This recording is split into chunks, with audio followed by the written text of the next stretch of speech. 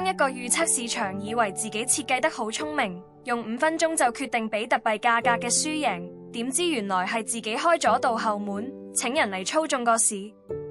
呢單研究直頭係打臉現場，話俾你聽，Polymarket嗰啲5分鐘結算嘅比特幣合約，根本就係一個公開嘅操縱邀請函。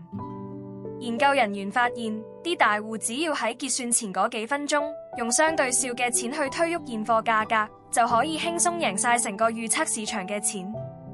官方可能會話，呢啲係市場效率嘅體現。講呢個設計漏洞，就好似你喺街邊同人賭波，但係個莊家同時又係球證兼球員，仲可以喺最後1分鐘自己改個比數一樣咁離譜。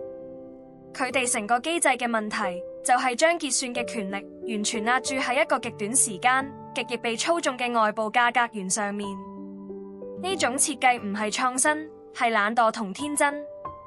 等我用個香港比喻，就好似你去茶餐廳叫碟乾炒牛河，個廚師唔係用鑊炒，而係用微波爐叮30秒就拎出嚟，話係鑊氣十足，你食落口都知係流嘅啦。去到呢度，等我做個總結，搞 Web3，搞預測市場，唔係將傳統金融嘅漏洞用智能合約包裝一次就叫去中心化，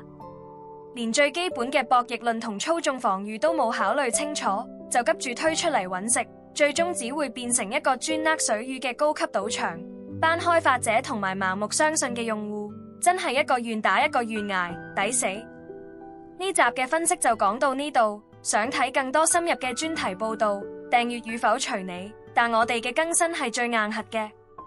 下集見。